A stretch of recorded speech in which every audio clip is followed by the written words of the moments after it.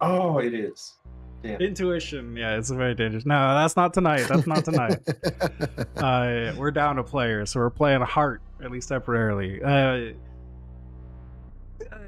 How to start this little adventure thingy? Actually, I know exactly how to start it. I'm going to read a little bit out of the Heart book. I don't know if you'd call this, it's not a foreword, but it's like an introduction to the book. I'm actually just going to pop this up for everybody and then read it aloud. Above us, the city, Spire, stretches into the sky.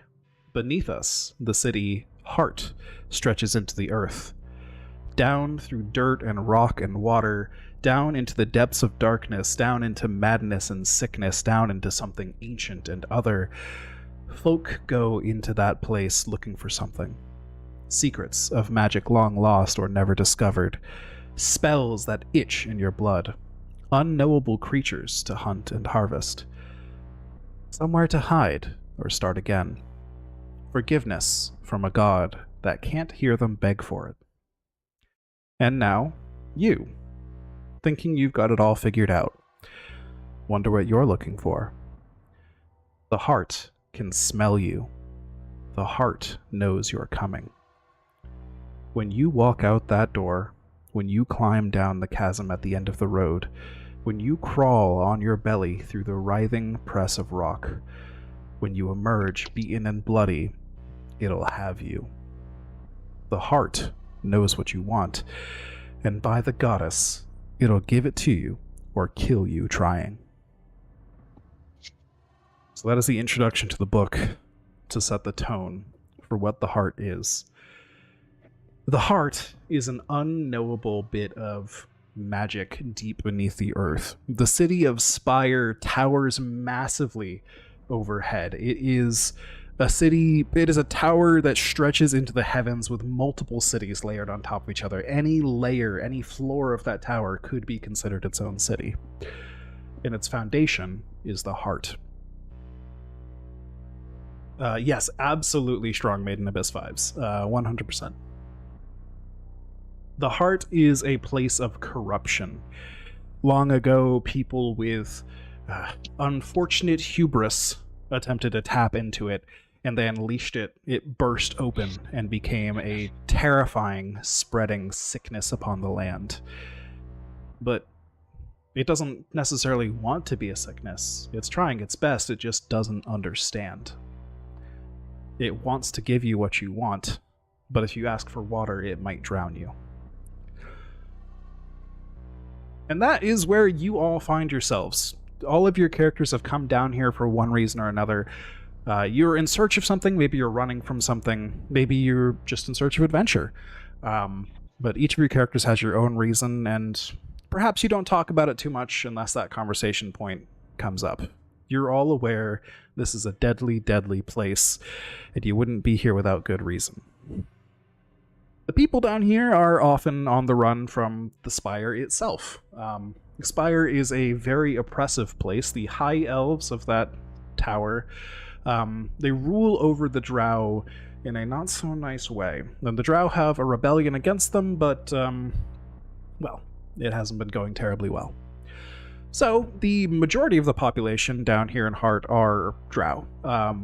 Down here where the High Elves are, they don't tend to come. And if they do, they tend to be the rejects of High Elven society. Not down here on a vacation. They're down here because they also are on the run for something. You might also find humans and gnolls down here who are as well minority populations in the tower above, even smaller in number than the Drow, who mainly come from the lands around the tower and not from the tower itself. The heart is ever shifting, and as you get closer to the core, to the center of it, things get more nonsensical, more corrupted, reality starts to break down.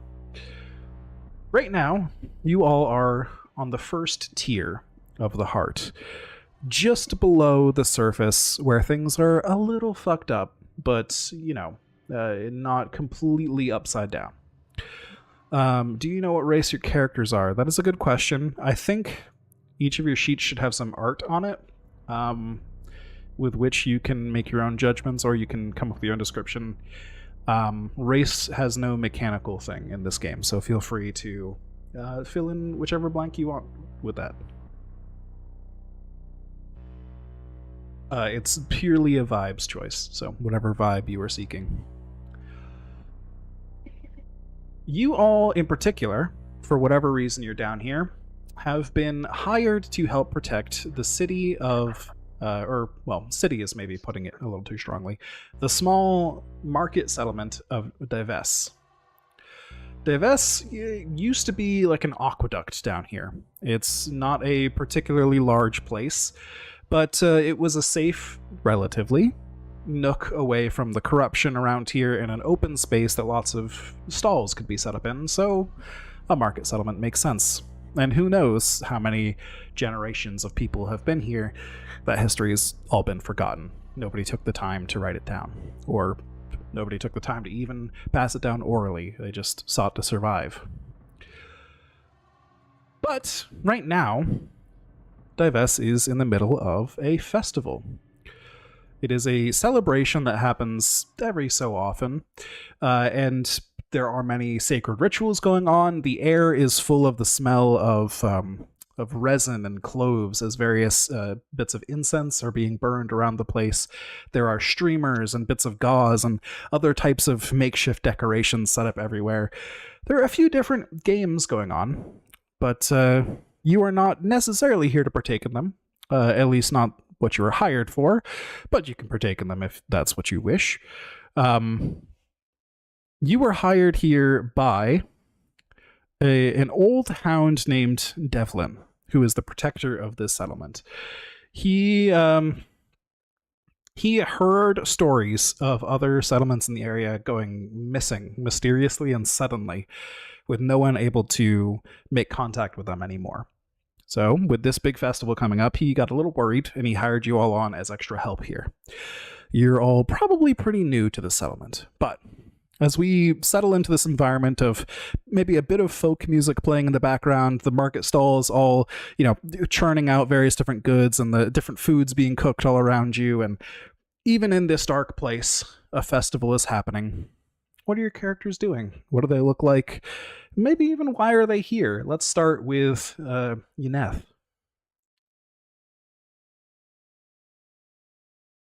I'm not sure how I would actually pronounce that, but it's a very fun name. But Dan, what's your character? Yeah, I'd say this would be Yaneth Denarian. Yaneth. Okay, I like that. Yaneth. Yaneth, it's hard to say what he would be doing exactly. He's kind of but I guess we'll start with the description. So, he's a smaller sort. I'll call him a halfling type, as long as this exists in this world. A large, wide-brimmed hat that covers most of his head. Heavy cloak. With a bandolier with some large cartridges on the front, a couple of heavy pistols at either side, carrying kind of a weird, misshapen, lumpy sack. Would you say that... sorry, go ahead. No, go ahead. I was questioning, what was he... Do you think he is just keeping watch intently for danger here instead of participating in the festivities here, or is he maybe just keeping an eye for more junk to accumulate or interesting odds and ends? Like, what is he doing in the present? He's perusing the stalls, I would say. Yeah. Perusing, looking for anything of particular interest. All right, so we see this wide-brimmed hat little guy walking around talking to all the stalls, the merchants here around here. Joanna, what is your character like? What are they doing?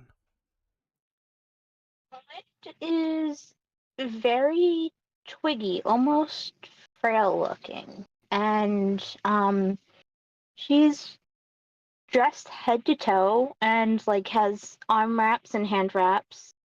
And I can't tell if she's wearing a mask or if that's just her face. Maybe both. but um, very mysterious. Like if if she's not wearing a mask, her face is expressionless to the point that you'd almost think it was. Hmm. And she is watching everything, observing the religious ceremonies, observing the people in the stalls, and yeah. Oh, and you might notice that she has a lot of things attached to her belt. A book, bunch of random skeleton parts. Um, yeah, just very eclectic. Kind of barbarian Logna vibes, if that makes any sense. Sure. Yeah, it makes sense. So she's just taking in all this information, trying to process everything, soaking in the Yeah, vibes. and like if you do happen to make eye contact, like people who make eye contact with her look away quickly because it's just like she's staring directly through you. Sense. So I'll paint the scene with a little more detail here now that I've had a second to compose myself. So Yaneth, you and don't worry, I will get to you, Gethin.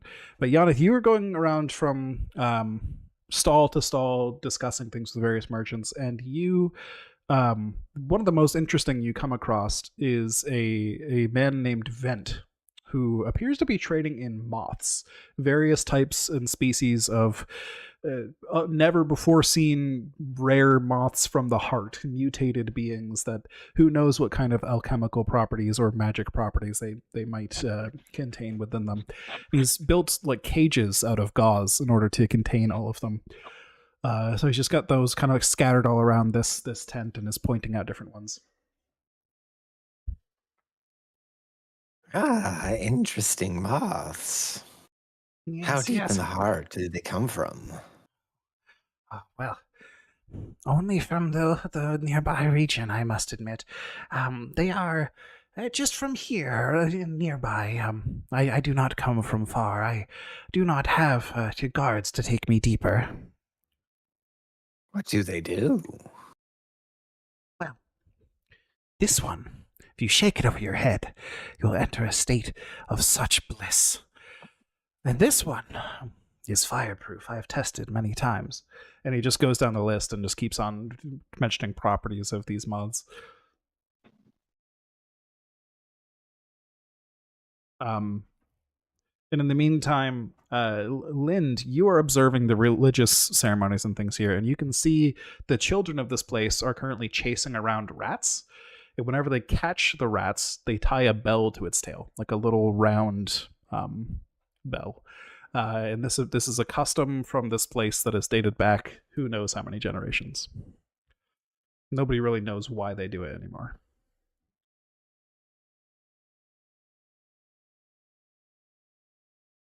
Um, I will probably just stare intensely and kind of awkwardly. I think one of the rats running away from one of the kids runs up to you and maybe scurries through your legs very quickly, and one of the kids like kind of almost bumps into you and looks up at you and shrinks back a little bit and then awkwardly shifts around you to continue chasing the rat. I just turn to watch them continue. Yes. And Liam, what does Gethin look like and what is he doing here? Um. Uh. So, what does he look like? He has a Yes. police uniform on. Hmm. Um. Yeah, so the And I'm hound. not. I can explain that a little bit if you want to provide a little bit of background for what the hounds are. Um, I mean, they're mercenary police. Yes, exactly. They're mercenary police. That's a great way to put it. And so I I am walking around with what looks to be some of the wealthier clients. And you see that he has a a very large rifle on his back that just has a ton of notch marks on it, probably a couple dozen. Hmm. And the two people probably will go somewhere and start gambling and playing some Yeah, games that probably aren't some kind of festival in the game. light. Yeah. I think you eventually meet up with Devlin, the old hound who hired you here. Like, oh, it's good we have more people of more of the 300 among us. You can always count on a good hound to do a good job. Oh yeah, as long as there's some money involved, I'll be here. Of course, you'll be properly paid as long as these people all stay safe. That is how it works, of course. No worries there, my friend. I totally understand. I am glad you're here, though. These old bones, they don't hold up as well as they used to. I'll be passing my badge down the line soon enough.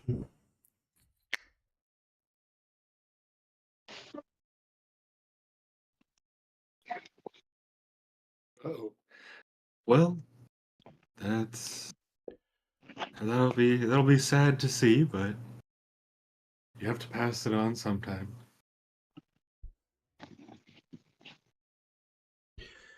Well, you know. Who knows? Maybe the heart will find some other way for me. That's not for me to say. Hopefully it's not a terribly unpleasant way forward, though. Yeah, there are plenty of other unpleasant ways. Well, once again, thank you. I'll keep moving on. I'm going to go check out that side of the market.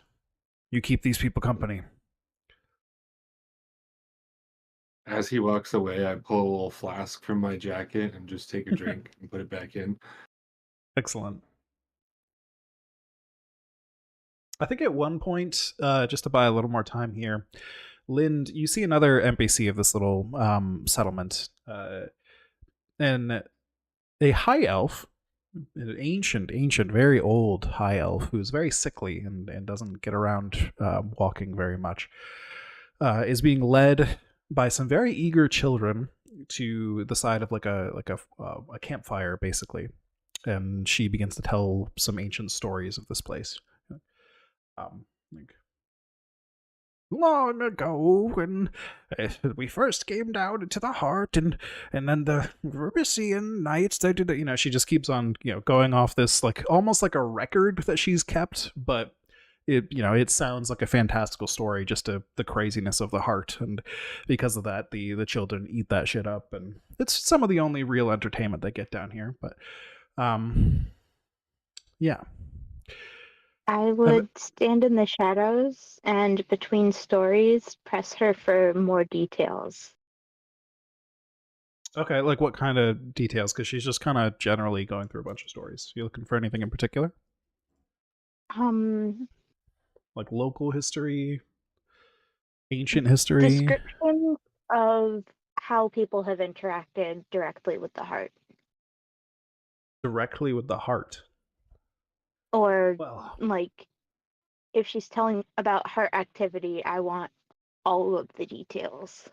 Yeah. What did it smell like? well.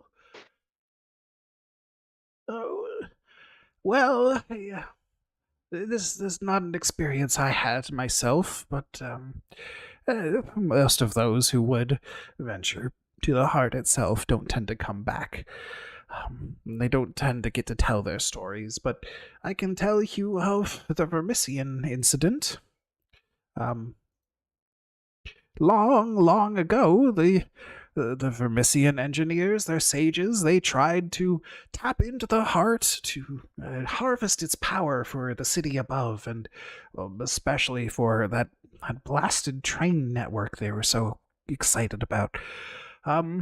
Unfortunately, the heart gave them power. It just gave them, well, far more than they bargained for, and we are still feeling the results to this day. If you were to, yes. Where did they attempt to tap into the heart? Did they journey towards the center? Well, when such a gap of time has passed, it's hard to say, really. The lands that deep into the heart are never the same, even minute to minute.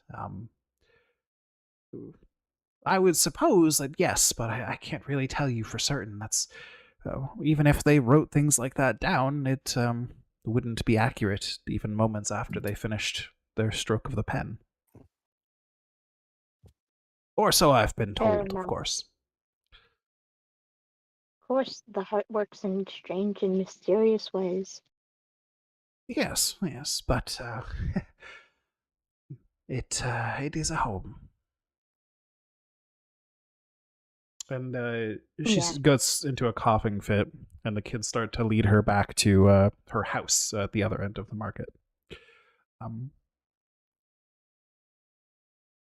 And so the three of you are left to wander and watch over the market once again.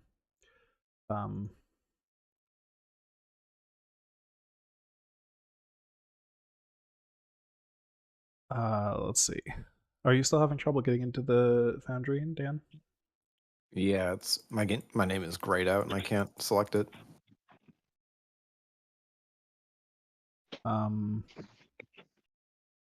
Maybe just try refreshing again. I don't know if that's... Yeah, I'm doing that.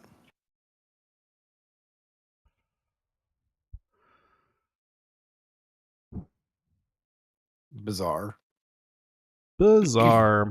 Here, I'm gonna just try something else then real quick.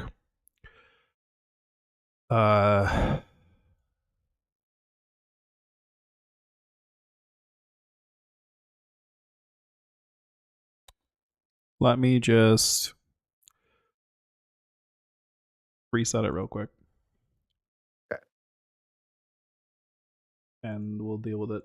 Slightly scuffed, it's fine. Thank you. No problem. Hey, there I go. Alright, I've got the stream back into the thing again. Alright, we're back. Let's go. Technical difficulties, we love them. Okay, so you are all back in like the market, just wandering around. And then suddenly you see a traveler in a long hooded cloak. The hood drapes very low over their face, like the only angle they could possibly see is the ground directly in front of them. The cloak drapes over their arms. It covers every inch of them and then several extra inches on top of that, so that it's just a very flowy, oversized robe. The robe is like torn and frayed at the edges, and it looks damp. It's like clinging to their skin, like it's very wet.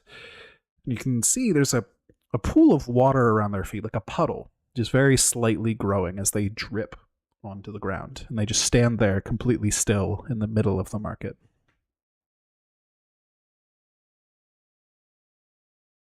Does this seem to me to have anything to do with the drowned queen?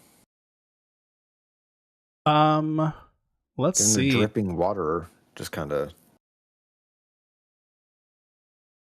Yeah, you have glimpsed the sunken court. I'll say this does seem familiar to you. I don't know if you would have a ton of knowledge of the drowned queen, but if you've gotten like arcane glimpses of her court and stuff, this does seem strange and familiar to you, yes. Mm-hmm.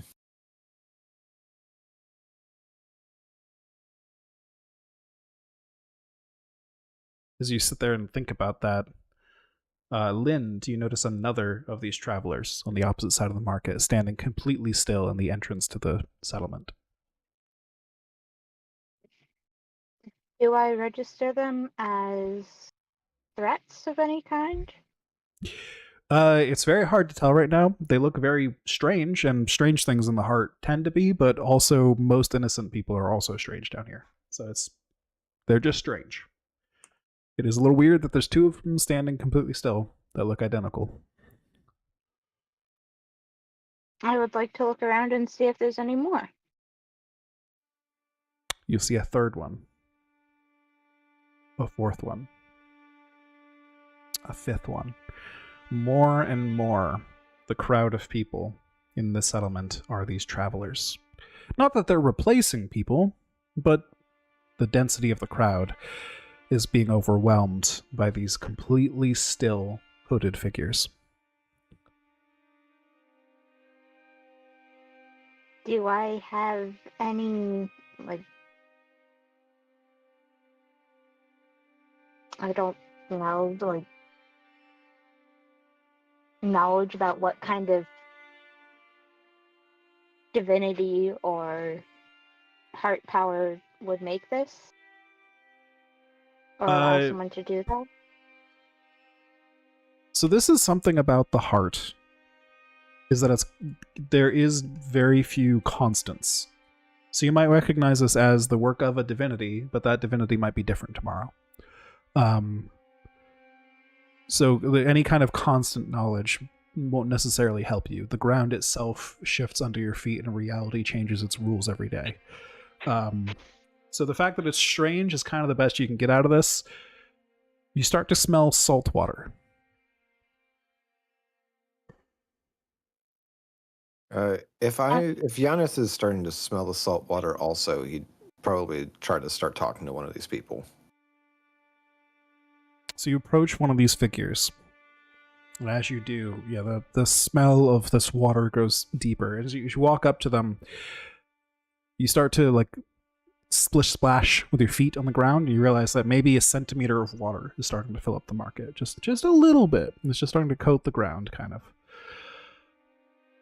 You try to interact with this person. You said you were kind of short, right? So maybe you could look up into their hood? Yeah. So you see a man with shark teeth, with coral sticking out of where his cheekbones should be, with like patches of like barnacles stuck to him all over the place. It looks like he's been drowned, but he's standing. He's bloated and soggy. As he sees you match eyes with him, his mouth starts to open into not a smile. There's no emotion behind it, but it's like a snarl without anger. It's something otherworldly. And water starts to drip from its mouth as it moans like. The water begins pouring from its mouth faster and faster, and you notice that the ones around you are all also starting to vomit up water in such a way. You recognize these, now that you've seen its face, as vassals of the drowned queen.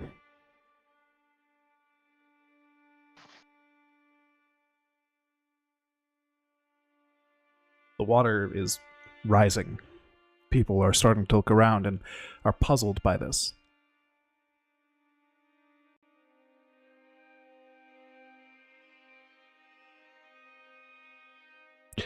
If you all continue to sit and watch, the water continues to rise. What are you going to do about it? All of my stuff is blood related, not water. The figure was unresponsive when I tried to interact with it, you said? So far, yeah. He'll be more specific and ask, what does the drowned queen want with this place?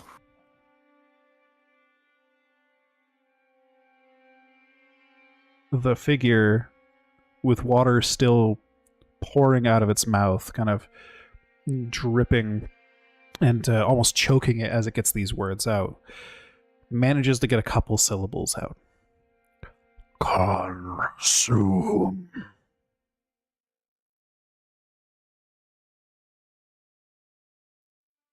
And then it draws a rusty sword.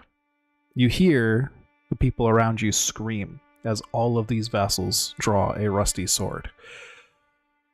You hear, off in the distance, that old hound who hired you here, Devlin, also draw his weapon and say, everybody, get to the temple now! We're leaving this place, come on! And the water begins to rise faster. As water begins to drip from the ceiling, cracks start appearing in the terrain around you, like there's millions of gallons of water above you that are starting to pour into this place. What are you doing? Can I pull out my sacred blade and try and lop the head off of one of them? Absolutely. Give me a kill roll. And this will be a haven domain if you have that. I do not. Alright. Difficulty? I'd say this is standard. Okay. And, how do I add my sacred blade? You don't. You just roll. Okay, because it says the sacred blade does kill d6. Yes, so if you succeed on a kill check, you roll a d6 to see how well. Okay. Yeah, it's like the damage, basically. Success at a cost. Okay, so you run at one of these things with your blade and just try to instantly slice one of their heads off. Go ahead and roll the d6 to see how well you do against them. Ooh. That's max. That's pretty good. So you do rush up, but it has drawn its blade as well. And you do manage to slice at it. But its blade swings out at you as well. And it doesn't quite catch you. You're just barely too nimble for it. But it cuts like kind of under one of your sleeves, and you just barely avoid it cutting through like your armpit area. And you know that was a narrow blow. You're going to take 3 stress to blood. Okay, And now I roll a d12, and I got a 4, so you do not suffer fallout. okay. I would like to... You said 3? 3, yep. I would like to divert that to Echo. Okay, fair enough. So you, as the blade is coming at you, how... In the blood. Yes, so instead of taking 3 blood, you just take 3 echo, and then you have 1 echo protection. Yes, you have a little bit better there. How... So echo... 2 echo. Yes, yeah, 2 echo. So echo damage or echo stress is like the heart corrupting you. So how do you let the heart corrupt you in this way to avoid taking this blow? I think what I would do actually is take it and then call on the heart within me to seal up the wound immediately. Okay, I like that. So you call on the heart's power to just bind it together. As I do, I'm giving it a gateway. By asking it to use its power, I'm letting it into more of me. Yes, that makes a lot of sense. So there's a little bit of the heart's flesh binding your flesh together at the moment. Little bit awesome. more. A little bit I more. should have died as a 12-year-old. Speaking of dying as 12-year-olds, you hear the children in the town scream, and you hear small fists pounding on a door. One of them runs up to you, Gethin, who is nearby, and says, Please help us. The sorrow gathers storm like the old lady. She's trapped in her house. She can't get out. She's too weak. Please help. Where is she? Where is her house? She's in her... Ah! And the kids run away as more of these... it's just down at the other end of the market, but more of these vassals are starting to like round people up and trying to hit them with these weapons. So Devlin is rushing people out of the settlement and like fending off multiple of these vassals while the kids are trying to lead you back to this old lady's house. And you can see a couple of these vassals starting to head towards her house as well, slowly trudging towards the children, trying to break free the old lady. Question, did damaging the vessel do anything with the flow of water? You absolutely chopped its head off, and yes, it stopped throwing up water. So it appeared to lessen the flow a little bit, but there are dozens of vassals here. You need to kill many of them. And the place is rapidly filling up. It's already maybe knee deep. Okay, in that case, I would probably round up as many people near me as I can and kind of use my sword as a barrier and kind of shelter them and help them get out. Okay. So you're just sheltering people and trying to get out. Let's get back to Gethin though, because Gethin was called over to the old lady's house. Okay. I don't think you need a roll for that yet. No, you're fine. I like that action. I just don't think it needs a roll. So we'll get back to Gethin. Gethin, these vassals are charging slowly. I say charging. They're trudging towards these children who are trying to break the old lady out. What are you doing?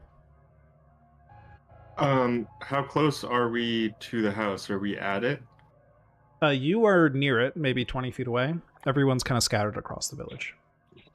Okay, how many are coming towards us? There are a handful, we'll say three vassals headed towards the house.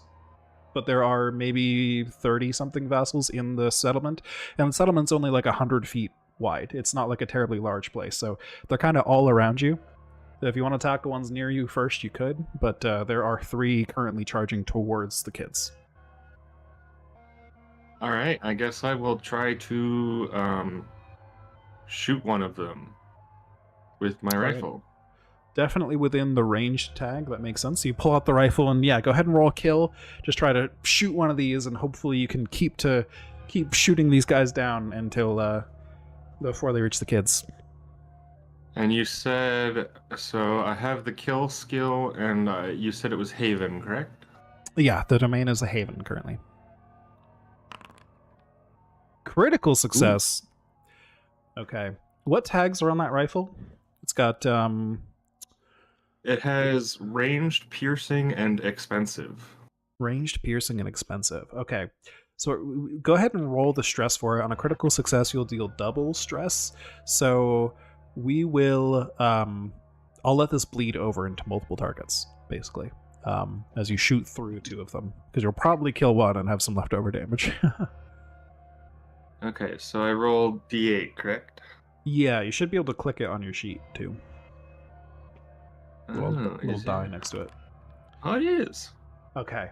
So you pull back this rifle, you take aim, and there's 3 of these things charging towards these kids. But you find the perfect time to shoot like through the necks of 2 of them. The bullet goes in one, out the other side of that neck, and into the neck of the next one by it. And these vassals just kind of keep on coughing up a little more bloody water, and then they fall down, now completely submerged in the rising water. But 1 still remains heading towards the kids. Yanath, in the meantime, you were over near Vent's stall, the salesman of moths and things. And even though Devlin is currently leading all of the settlers out, trying to get them away from this place as fast as possible, Vent has pushed back into the vassals trying to save his moths. He's trying to package them up really quickly. Vassals are starting to descend on him. The water is rising. What are you doing?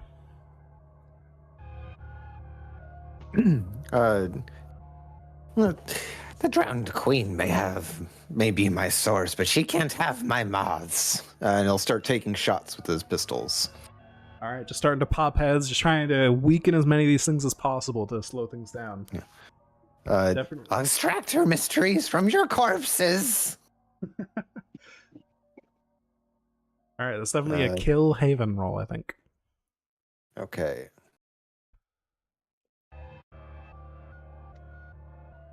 I don't have either. So you just roll a single d10. Yes. So on the roll selector, I'd do the kill Haven and then for myself. And it will automatically just roll 1? Oh yeah, nice. Yeah, it'll automatically just roll 1. So success at a cost. Okay.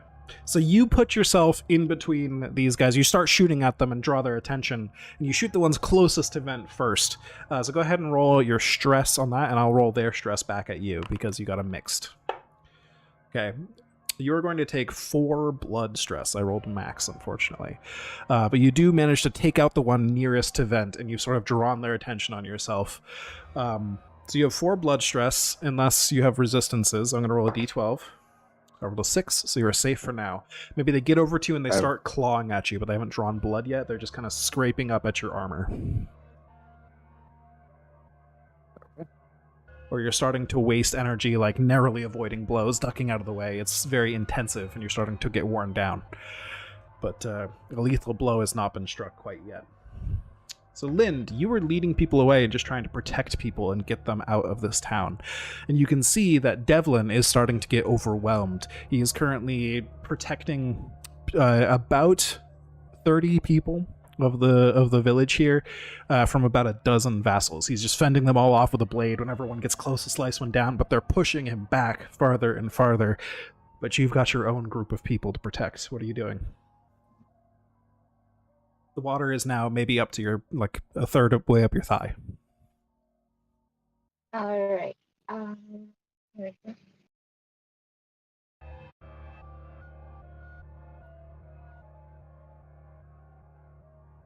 I am going. Oh, what? Oh. Sorry, Guinness rolled dice. Okay, there we go. Oh, technical My difficulties. boundary Yes. Yeah, you're was just catching up. lagged and then caught up all at once. Oh, I see. So what are you doing? I would like to revert to my true form Ooh. and start cleaning my blade. What does your true form look like? Just for fun. What's the visual? What is the form you suppress and only release when you need power?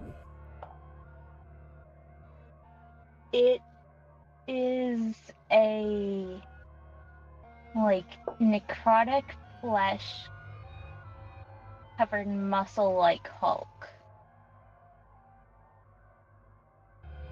So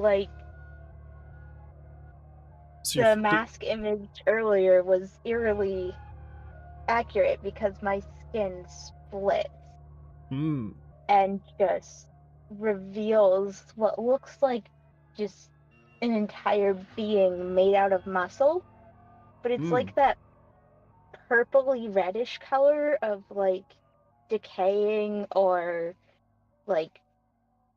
infected flesh. Hell yeah, I love that. So you grow up in size and you split your own flesh to grow in strength. So yeah, what does that do for you? It gives you an extra die for the rest of the scene, right? Something like that? For the current situation, I roll with mastery on hunter kill checks, but all other checks become risky. So risky would subtract a die, basically. So, except for with blood quiet, sneak and evade are no longer risky when I'm in my true form. Okay, well this is definitely a kill, it sounds like, as you are trying to take out more of these vassals. So go ahead and roll kill with your mastery, and this is a standard difficulty roll. And we'll see how you do. Ooh, unfortunate. Even the mastery did not help you.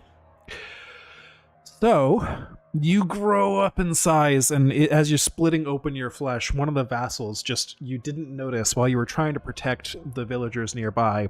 The vassal comes up behind you and does 2 stress of blood to you as they swipe at you with their sword. And even though your flesh is regenerating and binding itself back together, they still did some damage to you, and it took some energy out of you to get sliced into. So what's your total stress after that? 4. Ooh, okay. You are going to suffer fallout from that. Do I roll fallout? Do you roll what? Do I roll fallout? There's a roll fallout button. Oh, that's the D12 I've been rolling. I just wanted to roll it physically because I thought that was fun. But that's what that would do. So, I think it makes the most sense for this to be... I'll let you choose, actually. Blood or Echo Fallout? Your choice. Whatever you think is more interesting. Echo definitely seems more interesting because Okay. that would. So they're both Yeah. pretty similar levels of stress right now. So I think you are going to get. Let's see. Your skin blisters and bubbles. When you take blood stress in the future, you take an extra d4 as the boils split and burst, as your heart flesh that is helping you heal is sort of malfunctioning and not healing properly at the moment. I don't know if there's a place to add ongoing fallouts on your sheet. Yeah, I'm currently typing it in. Okay, I think, let's see, actually. Here we go. I can just drag and drop it. There we go. As it's already built in a Foundry. So, whenever you take that, so that's happened to you now, and you get to clear your echo stress. Okay. You see as well from this failure, the vassals are starting to push people back. Delvin is starting to get overwhelmed. He's starting to take blows. You can see blood in the pool of water around him. But Gethin, over on the other side of the market, you've taken out 2 of the vassals, but one of them is almost at the kids at this point. What are you doing about it? I would definitely try to shoot the final one. All right, well, go ahead and roll kill then. Kill and Haven. Kill Haven. Do-do-do-do-do-do. All right, a regular success. So just roll your stress die for that. 6 damage. Just as that vassal is about to lean over that kid and slice down with its rusty sword, a bullet goes through the side of its head. Blood splurts out. It drops its sword into the water, and then it collapses into the water as well. The kids are all shivering in fear, while a couple of them are still standing and pounding on the door and trying to shake the door handle open. The water is almost up to your waist at this point. So, we've got some issues here. We've got a couple villagers that still need to be helped escort out of the village. We've that are remaining behind. Those are the kids and the old lady. There is the moth salesman. These groups of people are still very much in trouble, and then the villagers being escorted out are being overwhelmed. But Yaneth, what are you doing? Yaneth. Yaneth? So he knows that these creatures are related to the drowned queen in some way, so he would be pretty sure that conjuring salt water into their lungs wouldn't really do a whole lot. They're already vomiting water, right? Yeah. All right. Just gonna keep cursing at the creatures on top of him and keep shooting. Okay. So you keep shooting. It seems like there's an endless supply of these things. The water is rising faster around you. But you keep shooting, hoping you can save as many villagers as possible. So go ahead and roll kill and Haven if you're shooting, and we'll see how many of these guys you manage to take out.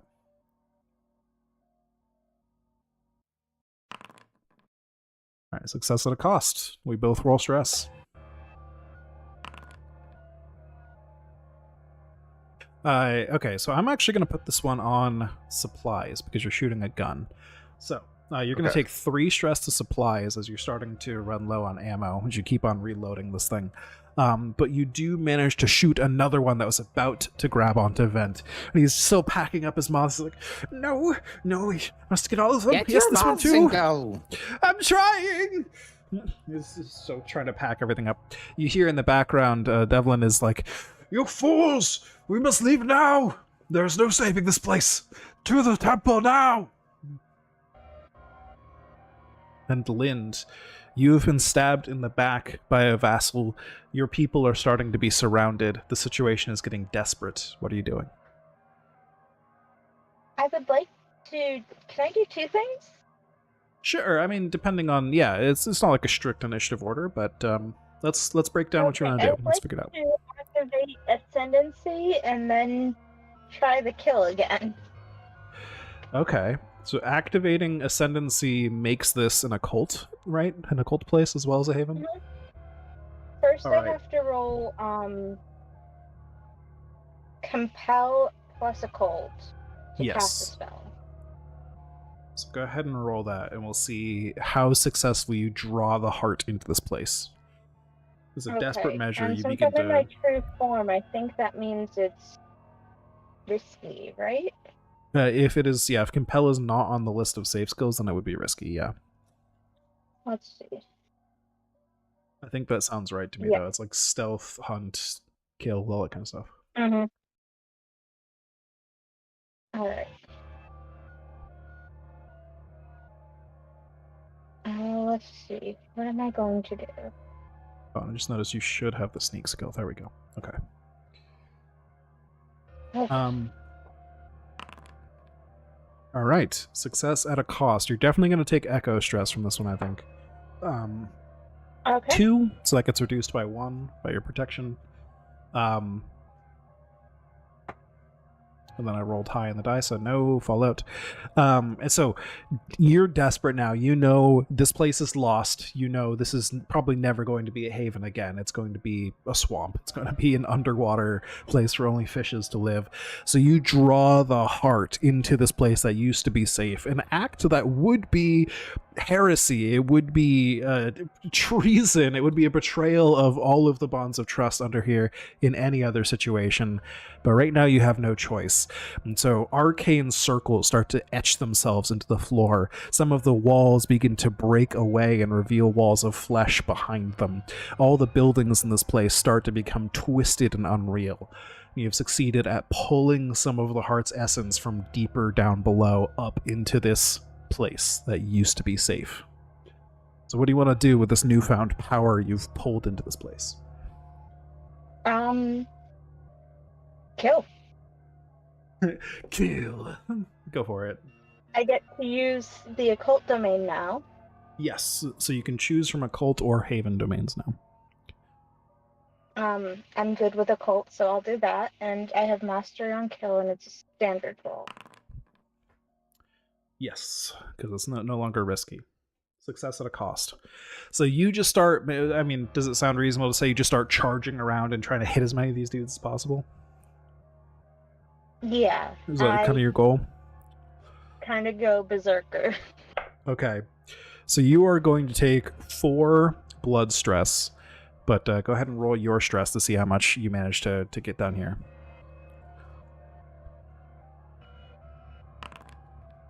6. Okay. You cut down another one of these dudes, but another vassal from behind you strikes and does that 4 blood to you. I rolled a 5. Is that below your total?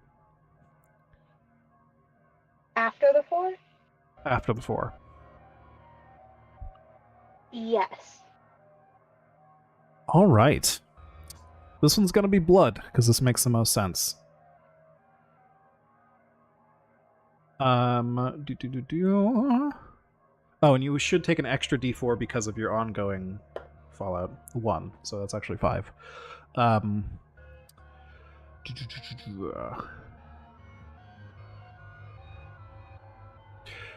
They stab you, and you are disarmed. You, in shock after casting that spell and trying to lash out, you yelp and you drop the weapon you're holding, which plummets into the murky, bloody water below. And it's going to take you a while to find it again. So go ahead and disable that weapon from your sheet. Until you get it back, you're probably going to deal a d4 damage. But, you know, it might be best just to leave that behind and try to get a weapon somewhere else, because the water continues to rise, and some of these villages are starting to get cut down by the vassals. You see now... Do I clear blood stress now?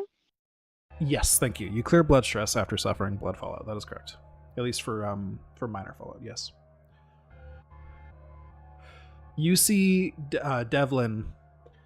He just shouts. He raises his sword up in the air and starts to beat it against the armor of his shoulder on the other side. And you can see that arm is now limp now. It appears it's useless at this point. It's been torn to shreds. So he just starts to beat his sword against his armor, making a loud sound and drawing the attention of the vassals. And he starts to lead them away from the villagers. He says, Go, you fools! Get these people out of here! My legacy will live on! Remember me! Yaneth, you have, or you know what, I'll jump back to Gethin. Gethin, you have one more opportunity to try and get this old lady out of her house and save these kids. What are you going to do? Are there any windows on the bottom floor that look like they can be opened? You know, there used to be, but a lot of the walls around here just got turned to flesh. So now there's just like an orifice on the side of this house.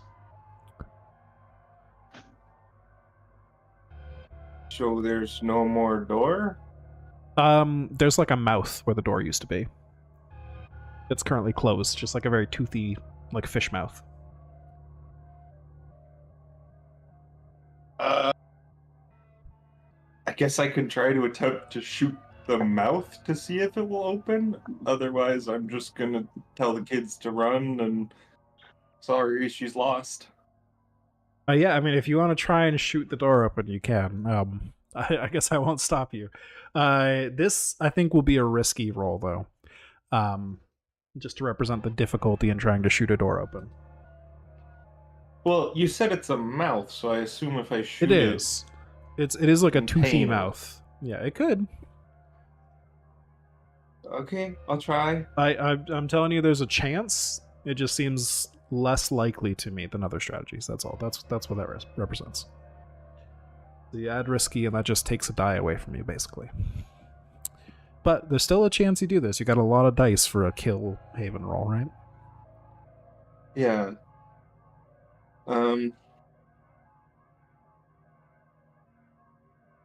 Is there any possibility to like try to pry it open? Yeah, you could have run I up and try gotten to into pry a it open instead. situation where I've seen a mouth door? I mean, probably not. Maybe that's up to you. You can tell me if your character's gotten that situation before, but you might be able to pry it open. You could try that. That might be. I'm not even sure what that would be. Maybe a delve roll? If you're just trying to like pry something open. I feel like delve's a good fallback for a lot of things. I mean, I don't have a delve roll, so I'm gonna use.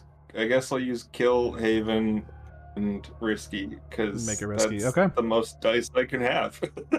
Fair enough. And I'm also a little drunk at this point, so I'm just Yep. blasting. You're just shooting things, hoping things will open.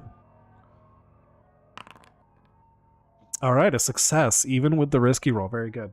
So you take aim at this door, you fire a bullet, and you just crack a tooth. The tooth just breaks off, and the mouth yawns open and kind of like shivers in pain as the tooth just falls down into the water. The kids all go running in fear, and the old elf lady kind of stumbles out of the mouth, looking around confused. There are still vassals approaching.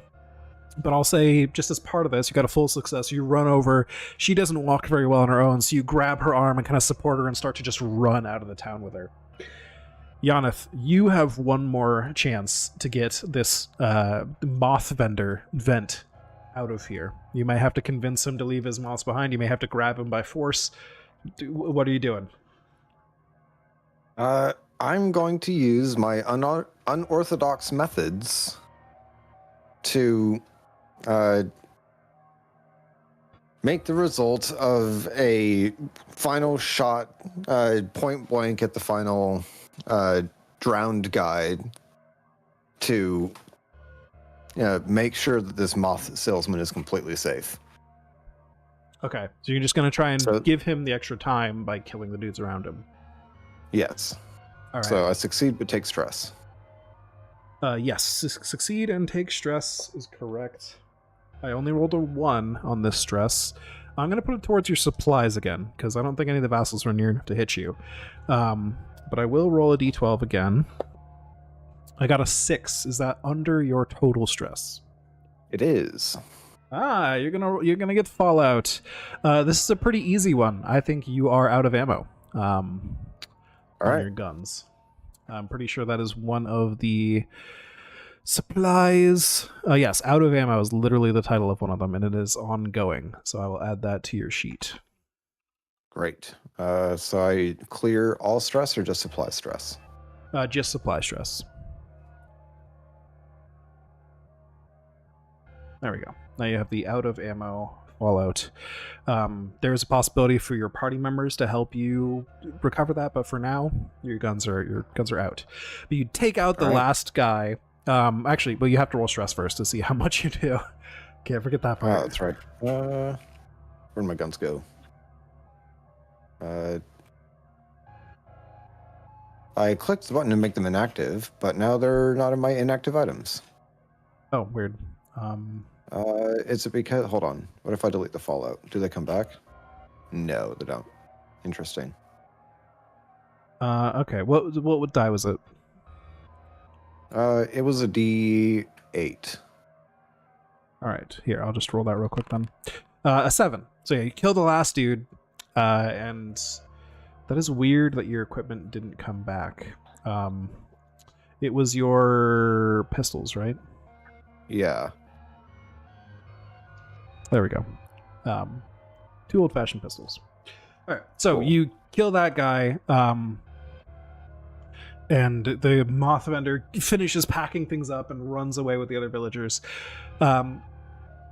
Lind, you see at this point the villagers are still being chased by a couple vassals, but the vast majority of them are either standing there vomiting water or going after that man who is protecting everybody at the moment, Devlin. They're just like chomping onto him, stabbing him. You can see there's blood everywhere pooling up in the water around him. What are you doing here? Are you just going to try and get these villagers out and let his legacy live on? Or are you going to try and do a extremely desperate rescue here? What's the plan?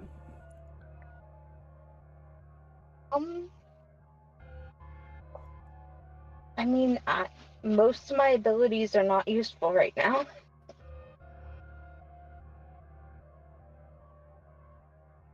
One sec, let me see if I have anything.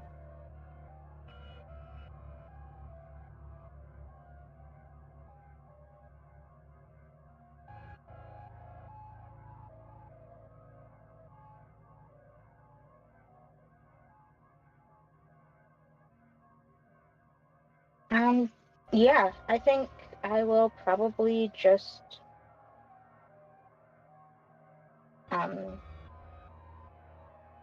do the same thing, but as like a closer guard, if that makes sense. Like, shelter them out of the way, and if anybody gets past Devon, I will be there in my troop form or whatever it is. Okay, so I think this might make sense to be an evade roll then, if that sounds reasonable to you. An evade or endure. If you're just trying to like shepherd people and avoid contact with the vassals and things like that. Yes, okay. And sneak and evade rolls are not risky because of other things. So evade and either occult or haven is fine. Alright. Evade.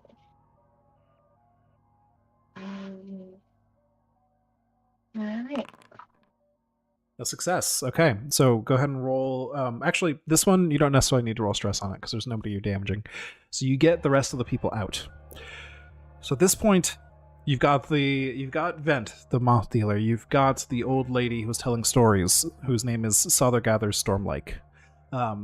And you get out of this village, and you see that once you've gotten far enough away from the haven, the vassals stop chasing you. And they start just standing there, vomiting more water, the water level rising faster and faster as you all scramble to get to higher ground and try to get to the temple, as poor late Devlin told you to do.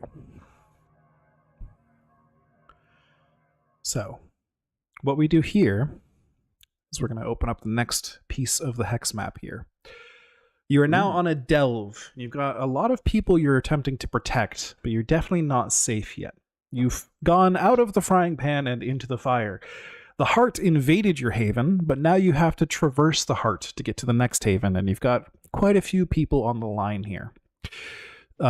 So this haven in particular, or this haven, not this delve in particular, the path to the Temple of the Moon Beneath, which is where you're headed, I guess I can probably reveal that too. The Temple of the Moon Beneath is where you are headed, but you have to take what is essentially a section of the old train railway here that got corrupted by the Heart when they tried to tap into it for power. This old school train system that got completely upgraded with futuristic train technology at rapid pace, and then a living machine took everything over, basically. This is the Vermissian Rail, an eldritch machine. So you got to traverse these rail lines, which are also slowly filling up with water. Normally, it would not be a terribly difficult trek from Deves to the Temple of the Moon Beneath, but now that it's filling with water and there's this strange magic happening around you, it could be tricky here. So, how we handle delves in this game is the same as anything else. The delve has essentially hit points. It's got a stress bar, a stress resistance. And so you all need to deal enough stress to the delve using your skills to get through it. And in the meantime, you could accumulate stress. There's a few different things you could do along the way here. Whatever skill you think could apply, you can call it out, and we can kind of see if you make progress using that. And additionally, I may call out opportunities for things along the side, but otherwise we'll assume this is kind of a travel montage, if that makes sense. I have a Heartward dowsing rod. Is that a single-use thing? It's an equipment. No, equipment is, you can use it until you lose it. So yeah, not consumable. And now you have an entire dog. Wait, I will... Oh, what domain is this? Oh, good question. This, because it is the train network you were walking through, is technology, and because it is cramped, tight spaces you were pushing through, it is a Warren. So it is a Warren technology domain.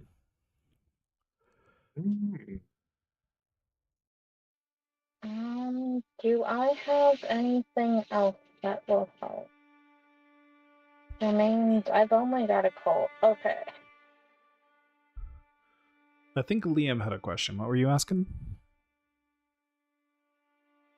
No. Oh, I thought you said something. Sorry. No, I said, Ah, okay. I also have equipment that can delve. And that is my scrappy wolfhound that I imagine Yaneth is riding on. Because he's so a halfling. Which one of you wants to start? Joanna brought it up first, so go ahead, Lind. All right. if there's What's up, if Liam? there's something I can shoot, I'm down. Okay. So you're just drunkenly following the group, just aiming at anything that moves. Yeah. It's a drunken Alan Quartermain. So, Lind, you start leading people through this place.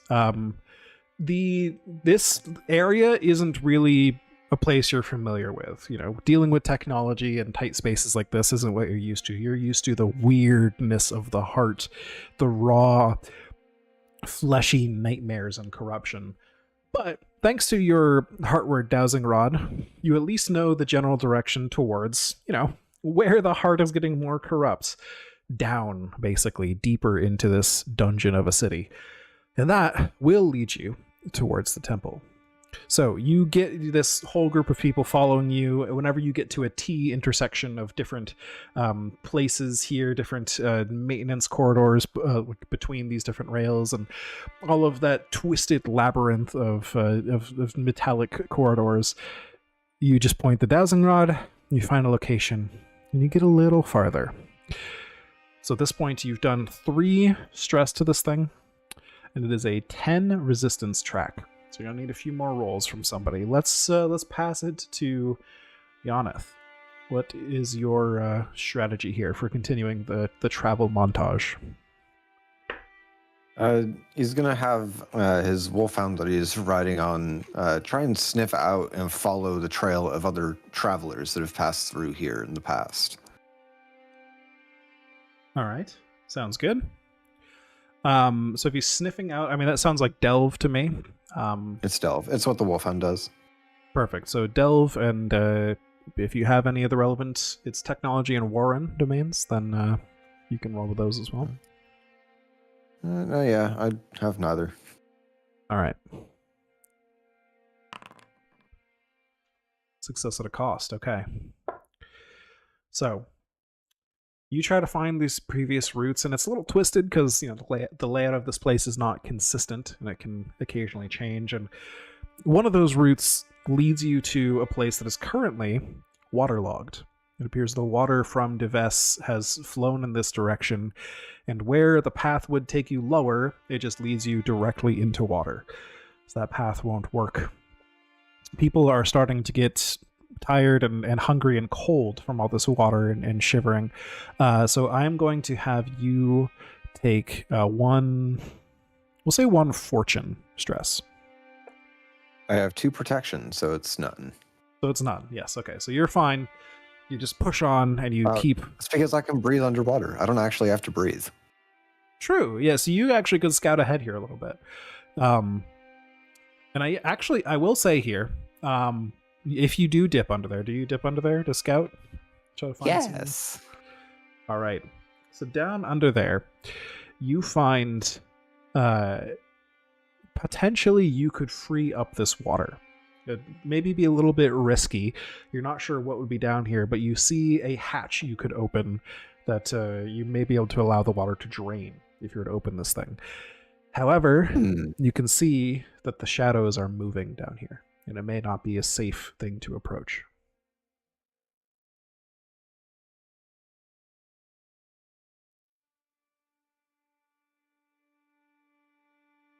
Approach it anyway. Let's drain this water. All right. So what kind of approach are you taking? Do you want to be sneaky? You going, I don't know, like what kind of skill do you think would be appropriate for your action here? Yeah, he's going to sneak up to it because he can tell that there's stuff around, or I guess he'll try to discern where exactly the attention of the shadows is so that he can try to avoid where they're looking as he approaches. Okay, yeah, that makes sense to me. So you can roll discern and whatever domain is relevant here, if it's Warren or technology. And I won't say this is risky or anything. I think this is standard. You're still in tier 1 of the heart here. You said technology or Warren? The technology or Warren, yeah. A success. Yay. Okay, very good. You very quickly and quietly and somewhat sneakily manage to find a gap in the attention of these shadows. And as you get closer, you notice these are more vassals of the drowned queen. These are more of those same weird, fishy, corally shark people that no longer appear to be human or elf or anything of that nature anymore. They are something otherworldly. So they're down here because they can breathe underwater too, of course, and they're just watching out, gently looking in all directions. And they're not very intelligent. You know this. So you sneak in behind a couple of them, and you manage to find this hatch and just creak it open, pop the hatch. You have to pull it up against some of the weight of the water above you. It's not an easy thing to get a hatch like this open with the water pressing down on it, but you manage, and once it starts, you get it open. The water starts to swirl. You are being pulled down into the hatch. What are you going to do to try and avoid it?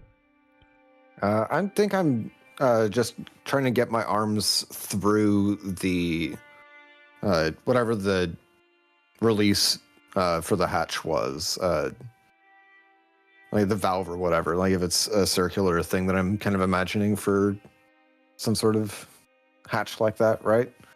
So just kind of get his arms through and hang on. So give me endure then, I think. Yes, thank you. I'm not proficient in that at all, so this may go bad. Any domain in particular? Still Warren and matter. technology, yeah. Yeah. Oh. Okay, so I'm you're rolling going to really take a good little tonight. stress. But go ahead and roll a d4 as well for your addition to the route here. And then you can roll your Wolfhound as well. So d4 for this action and whatever your Wolfhound's progress was. Right. So there's 1d4 and also the Wolfhound. Woof. Right, I'm going to say this is 2 blood stress, as you are just clinging to this thing and the water's rushing by, and some of the vassals are getting pulled by the water down into this thing, into this hole, and they're like taking swipes at you as they go, and your bones are just creaking under all this pressure. You do manage to cling on, but it hurts. It really, really shakes you. So I'm going to roll for your fallout. I rolled a 12. You're definitely not over that. Yeah, I'm at 6. And then how this works is we have just done what is called a connection action, something you do in order to create like a shortcut on a route. So you have, for all future travel through this area, unless something goes wrong to reverse it, made this delve between these 2 locations twice as easy, like half as much resistance to get through. However, it adds 1d6 of resistance to this track, to the current track you're making, to represent the effort required to do the action you've done. I rolled a 3. So with your d4 and d6 both rolling max, you definitely got away with this much, much easier. Yeah, that's insane. So Wait, that my 3 plus his 10, that clears the whole thing, right? it would. So I add the 3 to this and it becomes a 10. Correct. So after all of that, you drain this thing completely, and that gives you an easy shortcut. Your wolfhound led you on the fastest path indeed. Now, the only problem was that water. Since you got rid of that water, you have a very quick route between these 2 locations now. And the water that flows in from Divest, the higher location, will continually go down that hatch. And so it should be a pretty consistent solution here until whatever's beneath the hatch fills up. But hopefully, in Heart, there are many nearly bottomless pits. It's one of those. So, you guys do very quickly make it through this delve and make your way to the Temple of the Moon Beneath. This is kind of an interesting location. It is a temple, of the Moon Beneath, of course, which is a religion. I think, is that Lynn's religion? I remember some of the characters for that. It might have been one of the other pre-gen characters. Apologies if not. It doesn't say I have a religion. That's fair. I think it's the other pre-gen characters. Never mind. Like, yeah, the heretic. It was the heretics. That's my bad. Anyways, this is a crazy religion. I think you all would be aware of it because it's one of the most common religions down here. The Moon Beneath is an ancient religion of the Drow that was outlawed in the Tower Above. And when their temples were burned and destroyed, over hundreds of years, of generations, the Drow above managed to collect the pieces and smuggle them down here for the temple to be rebuilt underground, out of the prying eyes of the Elfir above. So it's a very weird-looking building that's sort of been cobbled together from a bunch of other temples that were previously destroyed and then reforged here, essentially. So some of the bits of rubble are from different temples from each other, and a lot of the wood has been burned away and replaced with new planks, and it's a very strange-looking building, but it's massive. And it serves as a pretty good haven down here, a very popular one. It's just on the edge of the Heart getting much, much worse. It's pretty close to some of the locations you can delve much deeper into the Heart. And you have successfully led the villagers of Divest to the Temple of the Moon Beneath. The villagers will immediately start dispersing, and there's like various sisters of the church who start accepting these refugees and start giving them medical care and giving them food and warm blankets and stuff. And unfortunately, will also proselytize about the drowned queen as much as he can. Though she may have driven them out, she also, through her blessings, provided the quickest path. yeah, well, that truth can't be denied.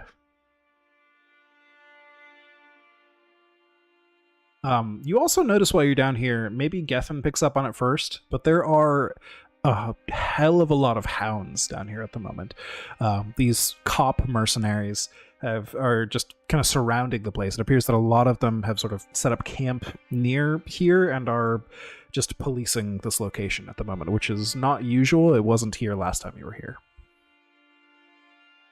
But this leads us to some other mechanics. We can get back into roleplay, but I just want to point out the mechanics first so it can help focus the roleplay potentially. When you reach a haven like this on our point crawl, hex crawl type map here, every haven has a number of haunts. These haunts can help you heal some stress or buy and sell goods or whatever. I am going to just take a screenshot of the options here, and also the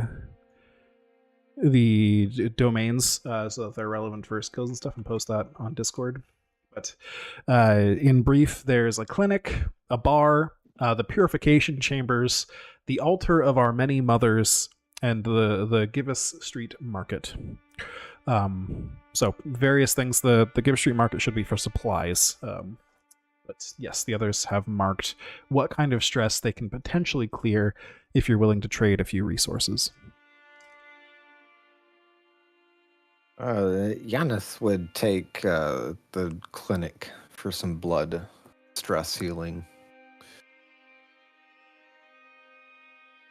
All right. So you make your way to the clinic, which is sort of built into the main temple of this place. And you're quickly led to Sister Ariel, who is a very old and supposedly wise member of this church, who... let's just ask this question. Would Yanath have been to this location before to kind of know a couple people? Yeah, he's probably been down this far at least. Okay, so you would be aware of Sister Ariel then, because she's the lore keeper of the temple and one of the most prominent sisters here. But she used to be the church's executioner, but she is no longer fit for that job due to age, so she just kind of helps out with other things around the place, whatever she can deal with. So you head there to try and heal some blood stress, but they're pretty overwhelmed at the moment because of all the other refugees that are, being taken care of. And so Sister Ariel comes up to you. She says, "Well, long time no see. You got banged up out there?" Yes, some of my queen's servants took Deves. And in protecting the moth merchant and some villagers, and draining the corridor between. You're still on about that drowned queen shit? Her blessings may not have favored me in Deves, but they got us through. I can't condone this, but I will give you medical attention at least. What do you have for payment? What do you have on hand? I have some cursed ink I came across, if you would like to purify it. Yeah, I suppose that'll work. All right, hand it over. She turns around and pulls out a rather large needle with some kind of substance in it. She's, "Now hold very still." So go ahead and roll whatever die is on that item you're trading. And that's how much blood stress you'll heal from this exchange as you trade away that item. Press the inactive button and did it again. Hold on, I'm refreshing Foundry to make sure it's not me. But it was a D6 and I'll roll it manually if I have to. Okay. Yeah, I don't really know how the inactive thing works, to be honest. That might just be buggy at the moment, so maybe we should just... delete things. I used it once before and recovered an item from it, but I don't know what happened. Weird. I think the ones that come from your character sheet maybe might be a little weirder. Like the ones without the delete I got the thing. Wolfhound back from it, whatever. Weird. Yeah, I don't know 1d6. exactly how that works. Hey, 6. nice. That's all of it.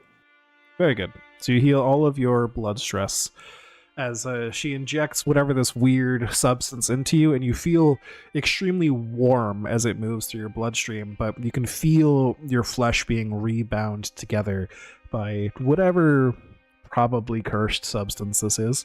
But hey, it appears to have had no other ill effects, so you get out of that just fine.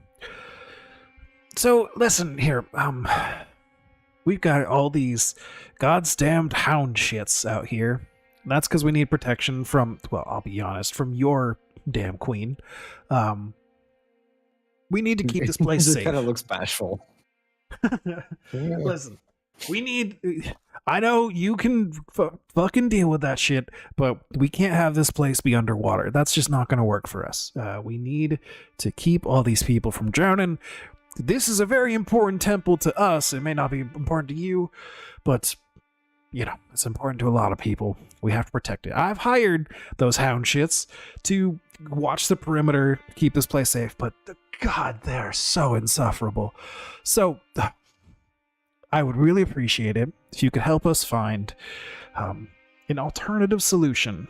I'm thinking some warding runes that could help keep this power away from this location would be quite perfect. And I got wind of some from down in Stepwell. Now it's a bit of a hike, but I'd be willing to pay you and all your party a rather valuable little pouch of moon-stamped pieces of silver, which in mechanical terms would be a D10 religion resource. If you manage to get down there and get those items back to me, we could keep this place safe, we could enact a ritual, and then I don't have to deal with these God's damned hound shits any longer. Yeah. I think I can do that. Awesome. It's So the least step I well. could do. My queen's blessings are not for everyone.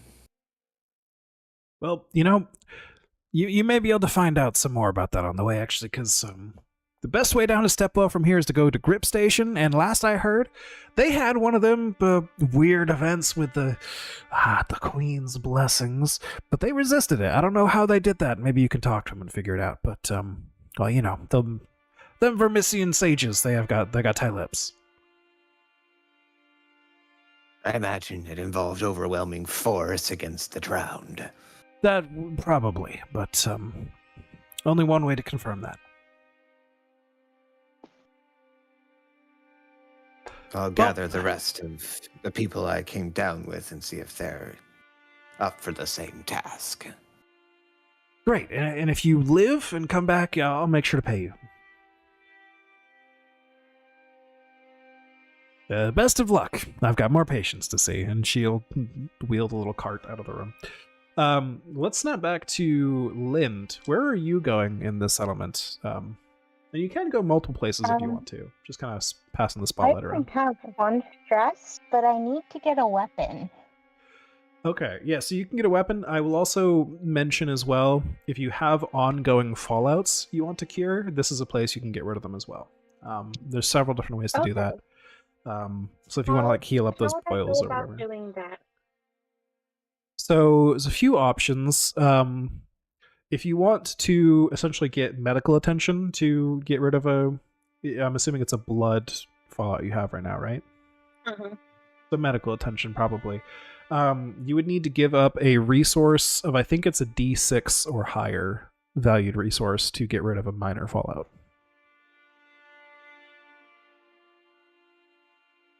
And do we get paid for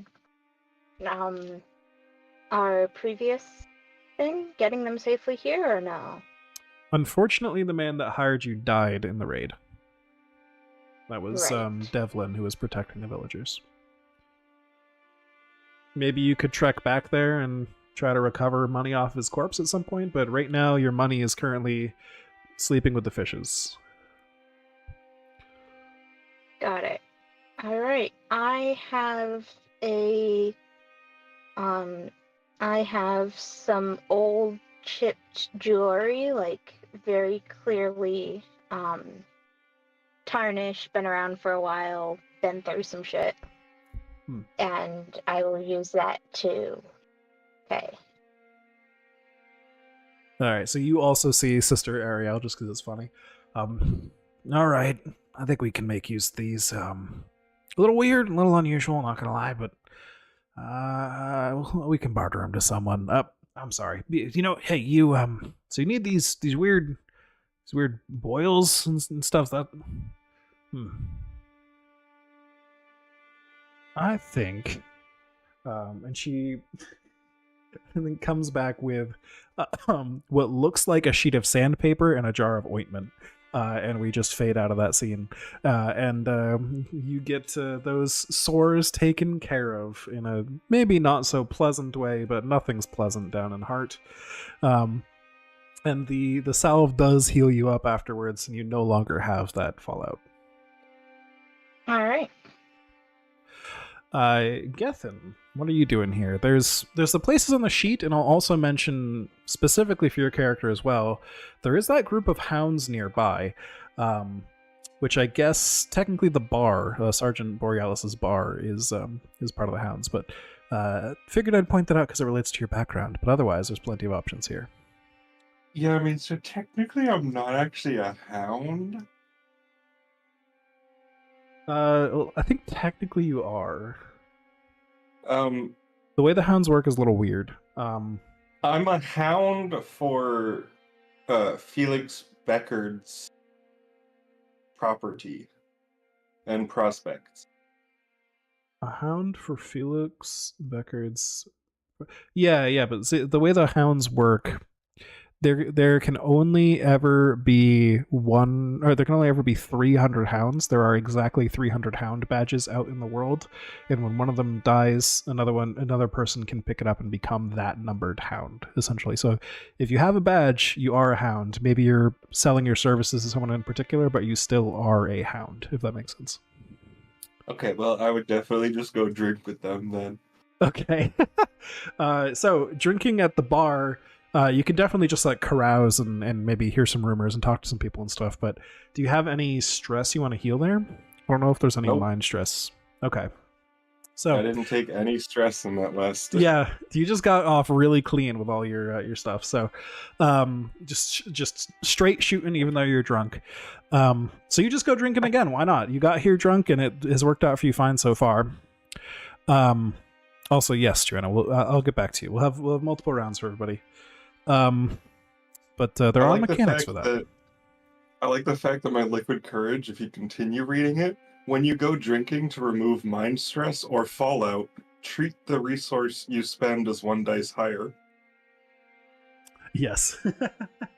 That's awesome. So you go drinking because it's just what you're gonna do when you get to a location like this, and you find in there currently, like right as you enter, some dude dressed up in like much finer clothes than everyone else around here. Still clearly a hound, but like he doesn't appear to have gotten like dirty recently, or he's washed his clothes very clean very recently, which is a bit of a luxury in the heart. He stands up on one of the tables and says, "That's right. The round for everybody on me. Good job, men. Get out there and we'll protect this place even harder. Yeah!" He seems like he's not a very charismatic leader, but he clearly has some resources behind him, and all the men just give a half-hearted cheer like, "Yay, booze!" They just don't care about what he said anyways. But this appears to be the captain of this location. So his pants are dry. Yes. I would go sit across the bar from him and kind of look him up and down and say, "Do you have any replacement pants?" Do I... Excuse you? I suppose I Well, have another... You are dry. And if you can't tell, all of my pants up to my waist are wet. I can see, yes, that looks quite uncomfortable.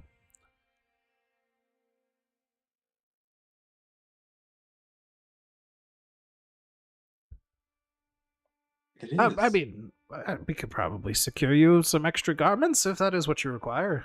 For a fellow member of the 300, of course, of the hounds. Are you, you're not from my allegiance, are you, it doesn't matter, I suppose. What brings you here? I'm curious. I don't know if you've heard about the situation that just happened in Devest, but that's where I was last stationed with... What was the guy's name? Devon? Devlin. Devlin. I was stationed with Devlin and protecting certain interests in Divest, and we were kind of overrun by the drowned.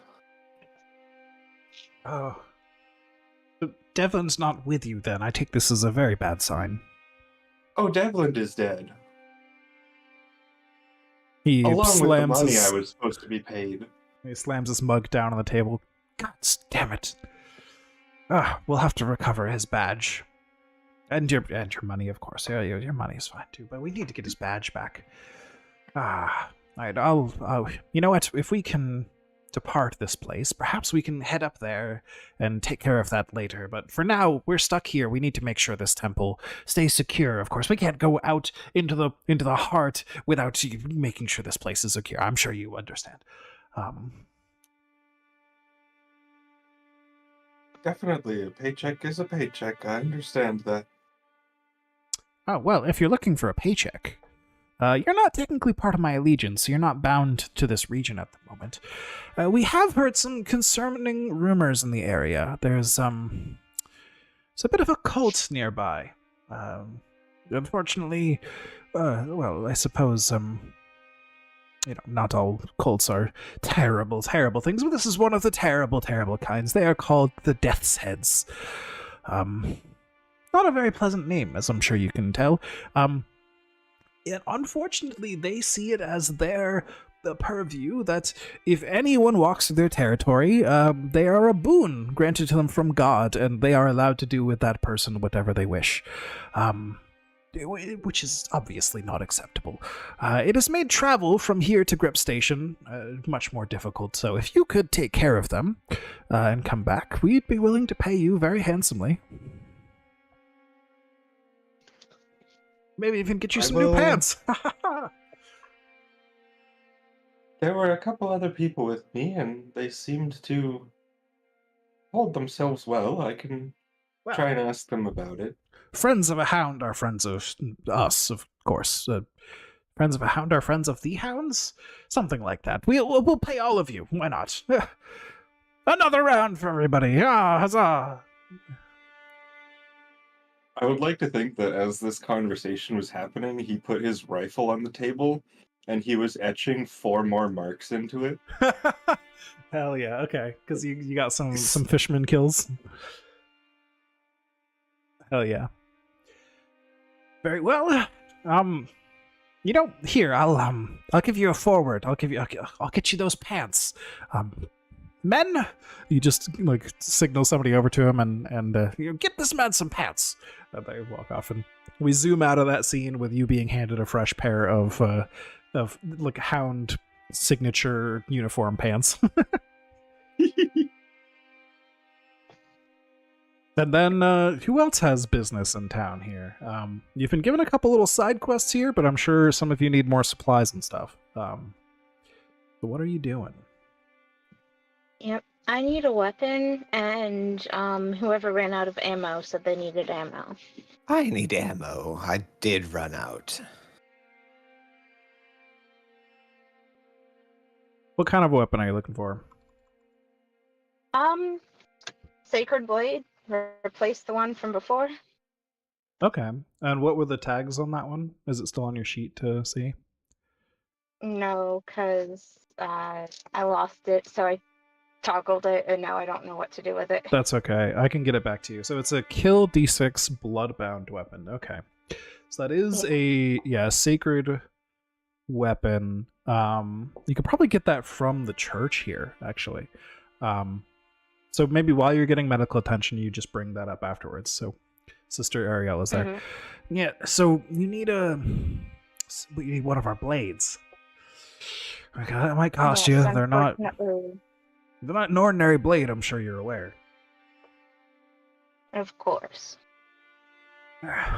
All right, well, so your options here, you have a couple. If you want to try and negotiate or swindle somebody, we can roll skills for it, but that could actually mean it backfires and things cost more for you.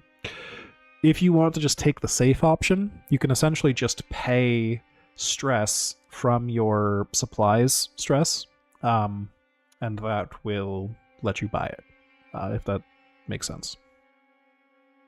Okay.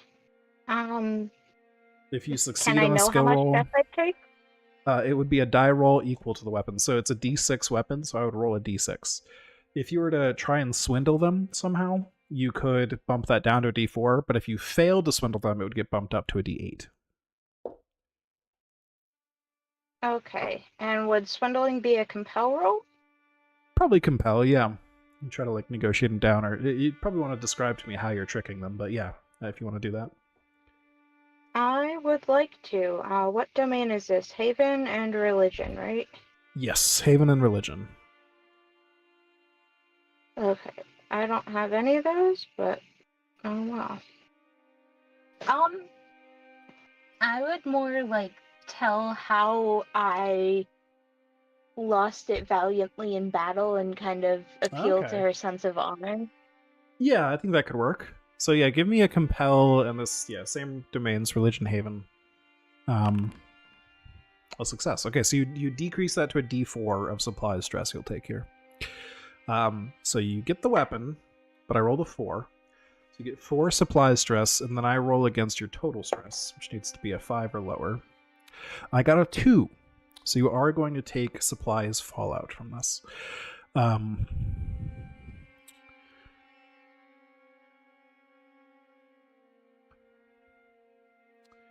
Let's see. What makes the most sense here?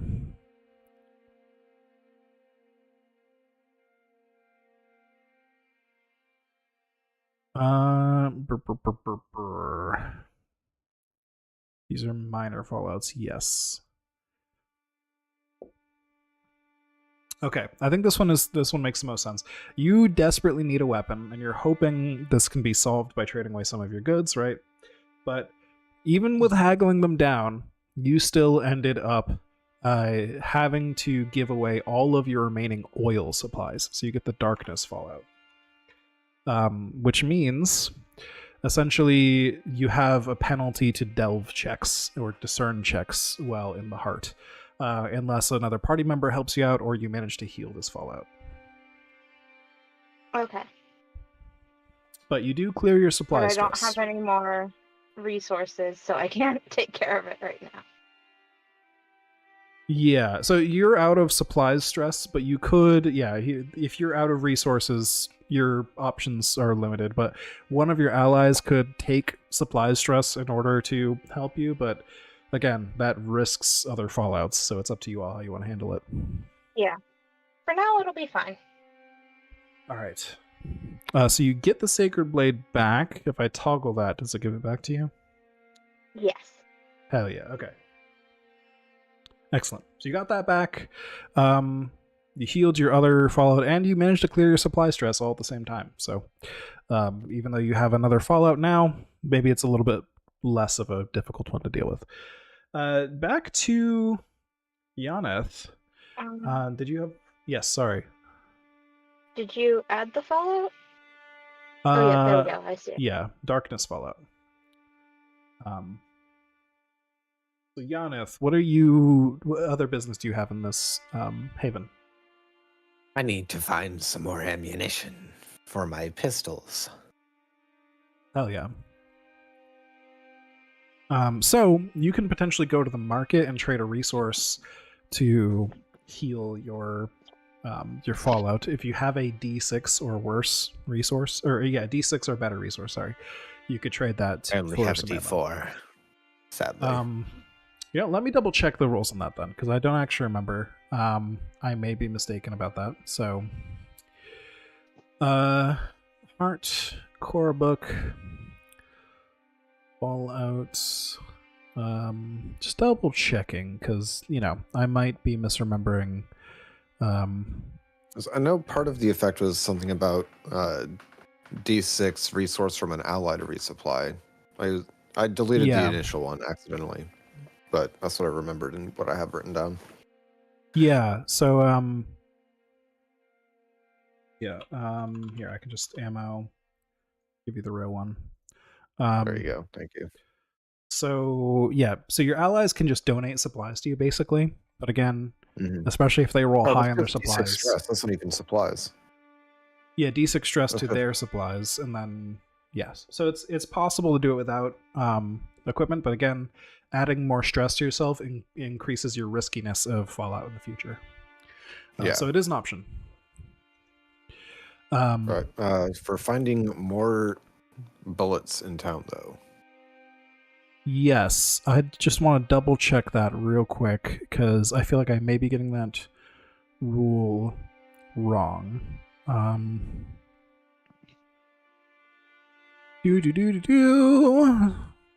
Not technical difficulties, but rules difficulties. Okay,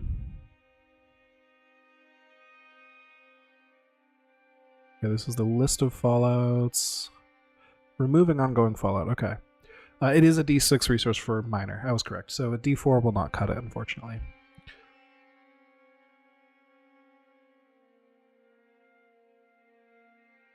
It's a predicament. I can drown people as long as they're not already drowned. True. I just cleared my supply stress, so I can take it. You need to Right. also use a gun, sadly. If you have a similar weapon, you can remove it. Gethin, I need your hounds.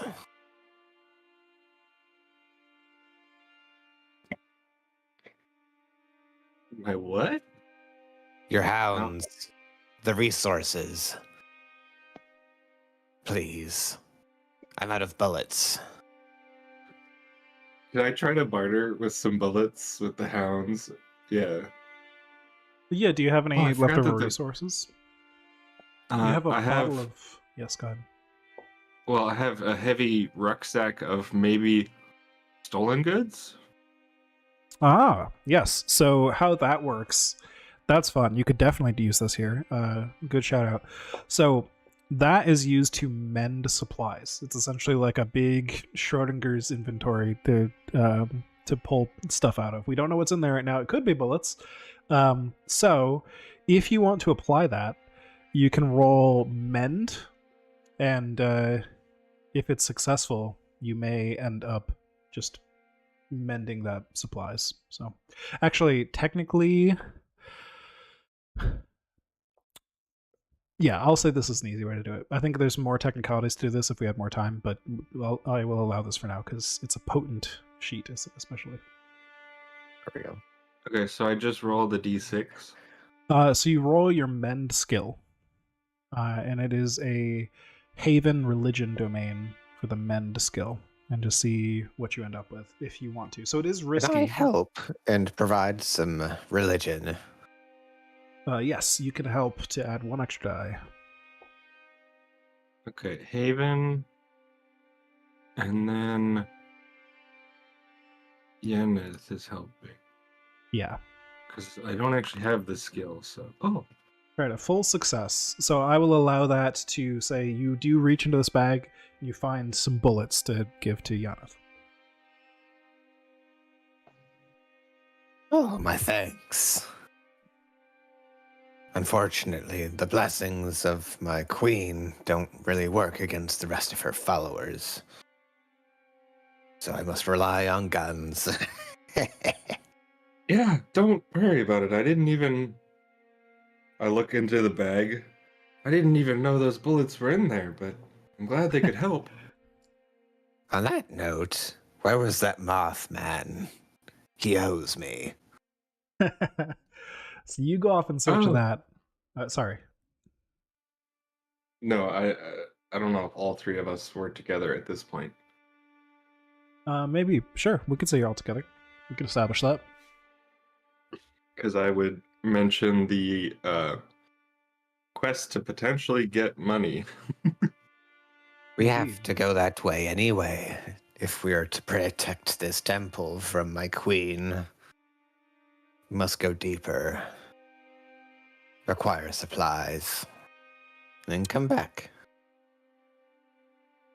Indeed. So this is the next step of your journey here. We'll reveal a couple hexes. Down to Grip Station. And then hopefully even deeper down into the heart from there will lead you to Stepwell. But I think Lind still had some more shopping to do, potentially, because of the oil situation, but anyone else have more business in town? It sounded like Yanath did. Yeah, Yanath has something. Yeah. Sorry, what did you say, Joanna? I probably would get some oil. Yeah, so there's a couple ways you could do that. If you have a resource left, you could trade it. Otherwise, you might rely on Gethin's resource bag again. That's an option. Gethin is willing to. You don't happen to have any oil in there, do you?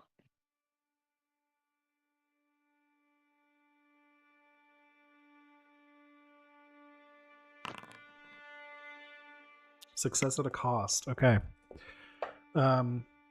So Gethin, you are going to take 3 supplies stress, but you do find oil.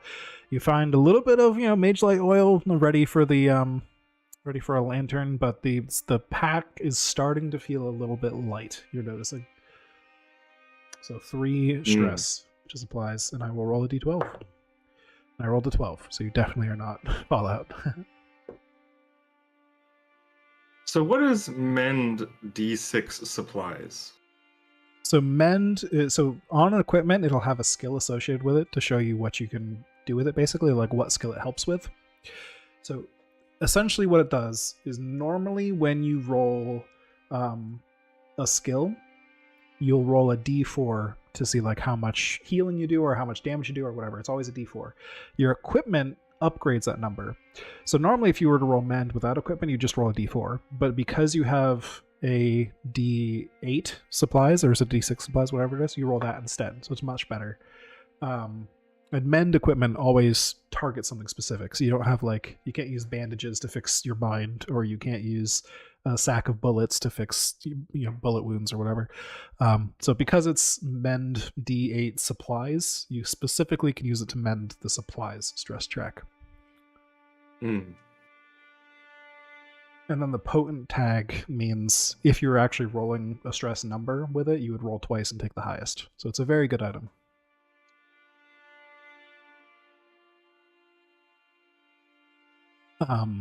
So yeah, it's good stuff. Can I, so since we're in a situation, can I use in the thick of it and take that as fortune stress instead?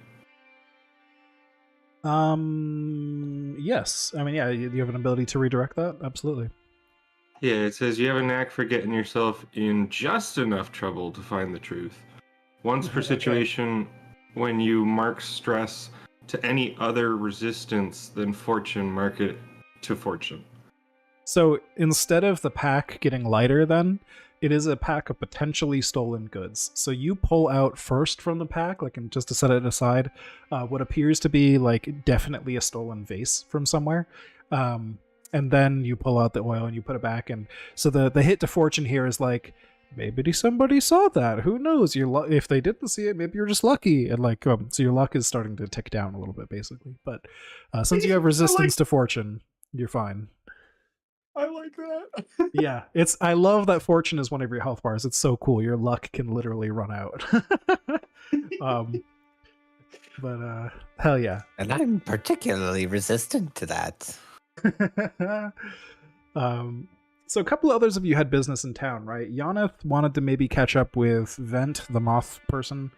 You potentially could find what's her name? Sorrow Gathers Stormlike, the old lady who you rescued as well, and maybe you could get some people that might be particularly thankful for your efforts. So let's start with Yanath. The older woman. Yeah, so we'll catch up with that after. So Yanath, you find Vent, and he's currently wrapped up in a warm blanket and shaking back and forth. And he's got a warm blanket over his sack full of moth, as well as moth cages, like in a big, like rectangular box sack. Backpack, I guess, is more accurate. And he's just kind of rocking back and forth. And he's got some sort of warm soup in his hand that he's taking sips from. Oh, it's you. Oh, you, my hero, my defender. Thank you so much for for shooting those fishmen. Yes, I'm terribly sorry for the invasion of my queen. Her space ever expands. Well, I'm not one to be not understanding of the pursuit of the stuff from the heart, of course. The warped gifts from the heart are something to be admired. I can understand. But regardless, you did Not at save me, all. so thank you. And I seek now to further protect this place. My queen's blessings are for me, but not for thee. Yes. Well, I hope I found something while we were traveling, and I wanted to save it for the right moment to say thank you. But this was out there in the tunnels, with the trains. He pulls out from his backpack a what looks to be a mage light, which is like a torch, like a mechanical torch. The same things you use all your oil in to keep you bright in the darkness in here. This one is like dripping with water. It appears to be very waterlogged, but he kind of taps on it a couple times and it flickers on. So it appears to be a working mage light, but a little damaged. He says, "Here, you can have this if you. I hope it helps." Why, thank you. This will surely aid us. And so I've added a waterlogged but working mage light to your sheet. I wish you fortune and your moths. Thank you. They are very fortunate to have escaped all that water. Moths don't do so well. Well, actually, this one does pretty well in the water, but only that one. If you could spare it, it may aid my companions as we transgress further into the drowned domains. Ooh, give me a compel roll with the relevant domains. I like this. I would say occult, probably. Well, this is normally you just use the domains of the location, but you're definitely having a very occult conversation right now, so I'll allow it. Yeah, you can apply occults to this. Butts. I'm sorry. These moths, they're my precious pets. I can't simply give them away. Some of them I sell, but that's one of the special ones. I understand. My blessings must carry us forth, then. Yes, and thank you again. I hope we cross paths in the future. Don't die. I'll do my best. And so now we'll snap over to Gethin, who is trying to find that old lady. Sorrow gathers storm-like. So you find her surrounded by children near a campfire again, and they're all in warm blankets. They're all drinking some soup, and they've clearly all had medical attention and stuff. But she's telling more stories, So long ago, before even I was your age, any of you, we used to tie bells to rats. And one of the kids pipes up. We still do that today. I never knew why we did that. I thought it was a strange fact, but I guess we still don't know. And she's just prattling on about this ancient custom when you enter the room. Or not room, I guess it's a campfire. As you approach the campfire.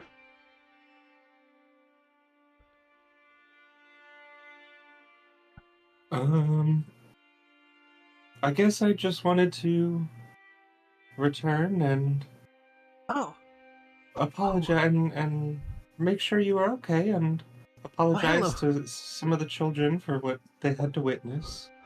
Oh, hello, dearie. We've been having a much better time, thank you. I've been cheering them up with some stories, and we've been doing well. Listen, something weird happened in my house before you got me out, and my cooking ladle, it turned into something else, but it was in my hand already, so I just brought it with me, and, but now it's strange. I don't know, maybe it's an oddity you could sell somewhere. And she reaches into a cloak and pulls out a whole arm that looks like one of the arms of one of the vassals, but it doesn't look like it was ripped off or anything. It just looks like it was never attached to a shoulder in the first place. Like the end of the arm that would connect to a shoulder is just completely smooth flesh, like it just grew that way. The arm is just covered with coral sticking out of it in different places. She says, here, I don't know if it'll be any good, but it's very strange, and maybe it has some weird fish magic in it. I don't know. I have someone who seems to be versed in the weird fish magic, so I'll check with them. And you said this was a ladle before? It was a ladle in my hand, yes, and then everything turned fleshy. And, yeah, that's what happened to it. Okay, well, thank you. I am glad to hear that you are all doing better. Yeah, you can see the hand at the end of the arm is like cupped, like a ladle hand, like the fingers are all just pushed together. So it's a very weird looking thing. I wouldn't use it as a ladle if I were you, but I don't make your choices. I would tend to agree with you. Yes, thank you again. I'm going to get back to cheering these children up. I can tell they have not liked the sight of this thing. I'm sorry, children, but we must pay people for saving our lives. It's very important.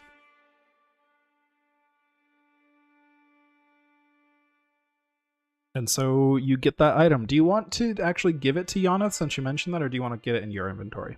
Just so I know whose sheet to add it to. It is an occult resource. I would probably give it to Yoneth because I'm not good at occult, so. Okay. Well, you got a few more resources then. That's good. So these are things you could go shopping with, some of you, if you still need them, or if you think maybe you'll use them out in the field, or maybe you want to save them for now. Anyone else have business here?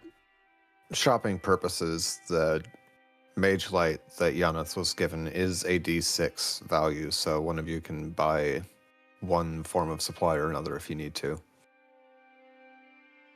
Yeah, so the D6 will help you recover from a fallout, but even a D4 could be used to buy stress down on any die size can be used to like just roll it and see how much stress you relieve, basically. Oh, cool. So if anyone has like a couple stress left in something they just want to get rid of before you leave, there's options. Yeah. I'm clean currently, actually. That's rare in the heart. I was until I tried to get oil out of my bag. Yes. Here, I can give you some dead man's fingers. Perhaps they'll make up the room. You could go offer them at the altar and buy some of your luck back, potentially. Or you could just roll with it. Lucky occult items. Don't ask where I got them.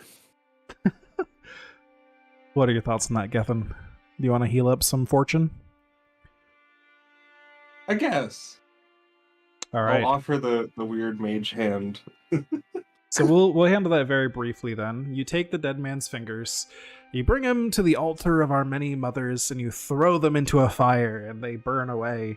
And you feel like a small weight was lifted off your shoulders, and you're not sure if that has any tangible magical benefits or not, or if luck is even really a thing, but hey, you feel better. And so you do reduce a D4, I believe that was a D4 item of It's a stress. D4 item.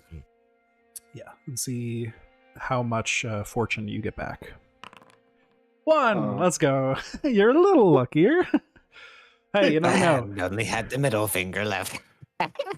Every point of stress counts for avoiding fallout, so hey, it still works. I like the middle finger interpretation, though. That's based.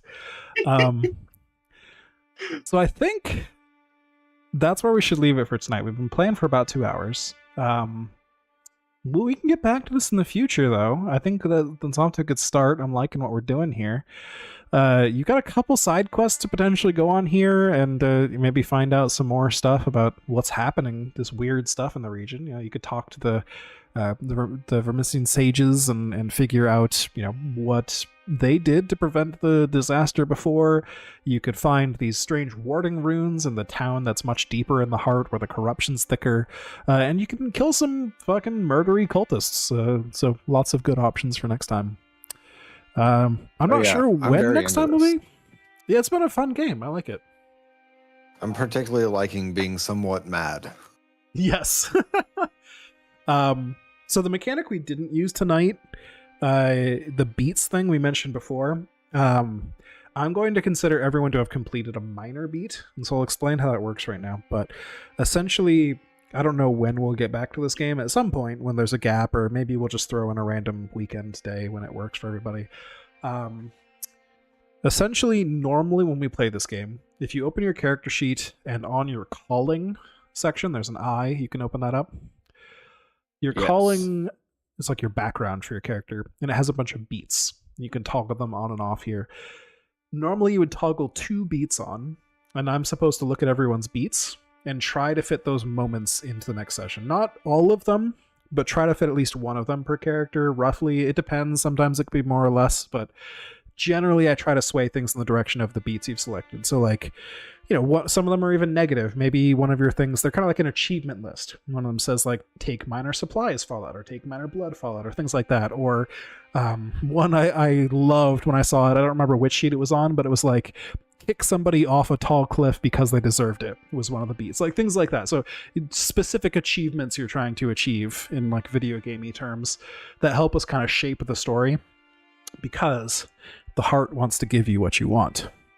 And whenever you achieve a beat, you get an advancement from your class of that tier. So if you achieve a minor beat, you get a minor advancement from your class. If you achieve a major beat, a major advancement from your class, and so on.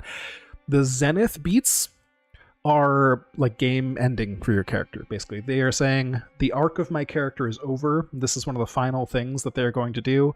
They're going to get a world-shattering ability and then probably die in the next few sessions. So only take a zenith beat if you think it's time for your character to retire very soon. Because almost every single zenith ability will kill you.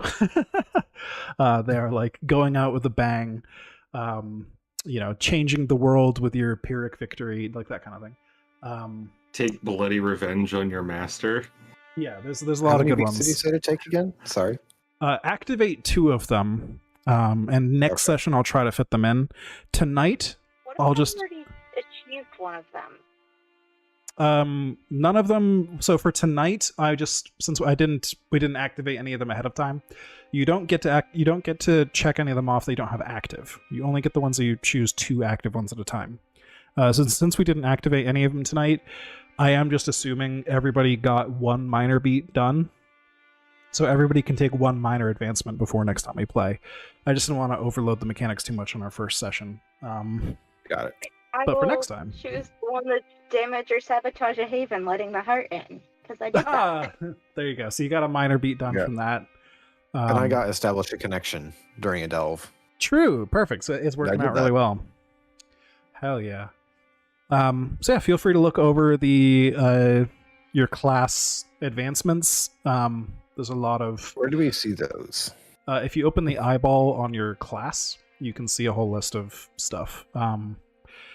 There'll be so like we can minor just take abilities. A minor ability. Yes. Or and otherwise thing from this. Okay. So I have to get going. Okay. Okay. Catch you later. Thank you for playing. Good gaming. Yeah, thank you. Yeah. I will play the character advancement stuff probably tonight when I get home. Sounds good. Yeah, I think we'll be wrapping up here in a minute or two anyways, so. Yeah. I mean, I can stay on the call, I'm just not going to be on Foundry. Yeah, fair enough. So I'll keep explaining then. So, it's worth noting on your minor abilities as well. Under some of the major abilities, there are some minor upgrades to them. So if you already have a major ability, it might be worth checking that out to see if any of the minor upgrades look good to you. So like, the drowned queen curse thingy, you can upgrade with like another passive or active benefit, that kind of thing. Get more watery themed stuff. So I Stuff can of take that nature. Body of Water, or I can... Okay, so I can... That's funny. Body of Water, I no longer take blood fallout or stress by using haunts. Ah, interesting. That's pretty cool. And the other one is I can walk on water. Nifty. So why do I have 3 major abilities that I don't actually have? What do you mean by that? I thought you only get a major ability upgrade when you have the ability. You only get a major ability upgrade when you have the ability. Yeah, Check so and I'm see if looking. it's toggled on or off. Yeah, so can you give me an example specifically? Also, So you what can say hi. Hello. is that, Aria? Yeah, hi. Hi.